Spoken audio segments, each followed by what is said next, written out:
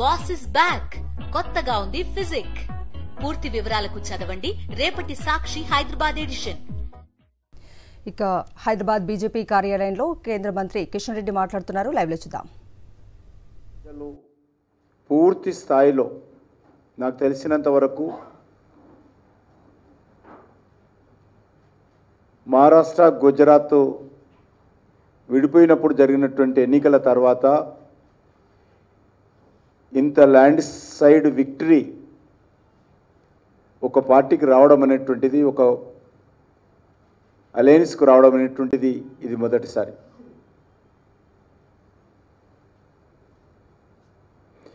Congress party కులం పేరుతో, మతం పేరుతో, భాష పేరుతో అనేక రకాలుగా గురువింద గింద సామెతగా ఈ దేశంలో అన్ని రకాల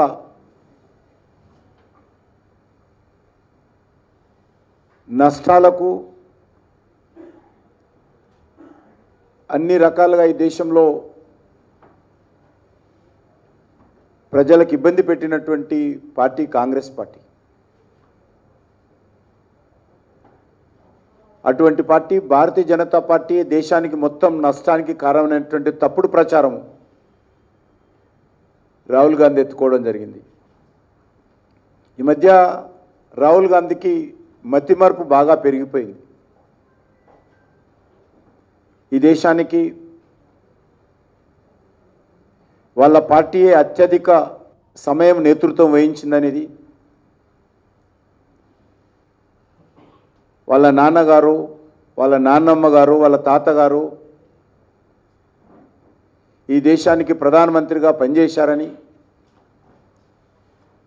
ఈ దేశంలో 98% రాష్ట్రాలలో కాంగ్రెస్ పార్టీ అత్యధిక శాతం అధికారం వెలగబెట్టిందనే విషయం ఆయన మర్చిపోయి భారతీయ జనతా పార్టీని ఈ దేశంలో ఉన్నటువంటి సకల కారణాలకు కారణమైనటువంటి తప్పుడు ప్రచారం చేసేటువంటి ప్రయత్నం, ఒక వితండవాదం చేసేటువంటి ప్రయత్నం ఈరోజు రాహుల్ గాంధీ చేస్తూ ఉన్నారు.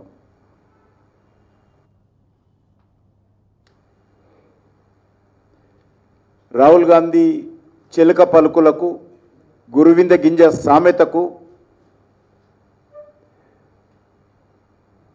మరి ఏమాత్రం ప్రజలు స్పందించలేదు.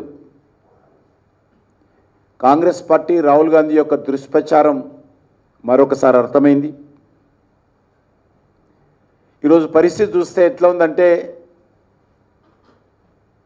జార్ఖండ్లో మహారాష్ట్రలో కలిపితే 30 సీట్లు కూడా దాటే పరిస్థితి లేదు కాంగ్రెస్ పార్టీ. జార్ఖండ్లో మహారాష్ట్రలో 2 రాష్ట్రాలు వచ్చినటువంటి ఎమ్మెల్యే స్థానాలు చూస్తే 30 సీట్లు కూడా దాటే పరిస్థితి లేదు. అంత ప్రజా వ్యతిరేకత కాంగ్రెస్ పార్టీ కూడగట్టుకున్నది. మహారాష్ట్రలో విపక్ష హోదా కూడా కాంగ్రెస్ పార్టీకి రాలేదు.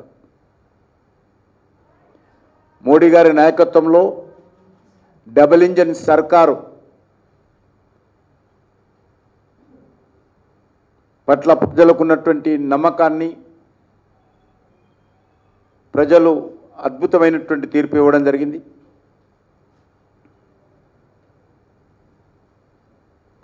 ప్రజల మధ్య విభేదాలు సృష్టించే ప్రయత్నము, భాష పేరుతో, ప్రాంతం పేరుతో, కులం పేరుతో, మతం పేరుతో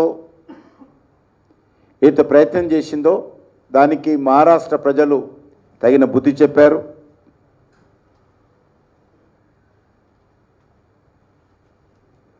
రాజ్యాంగాన్ని చేతపట్టుకొని మహారాష్ట్ర ఎన్నికల్లో కాంగ్రెస్ పార్టీ నాయకులు విష ప్రచారం చేశారు. ఎందుకంటే మహారాష్ట్రలో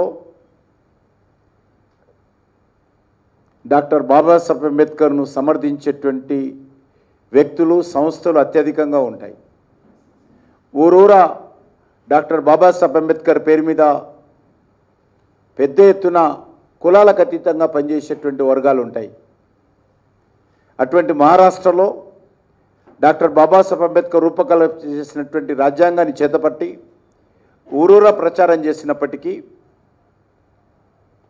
కాంగ్రెస్ పార్టీ యొక్క అబద్ధాలను, అసత్యాలను ప్రజలు నమ్మలేదు.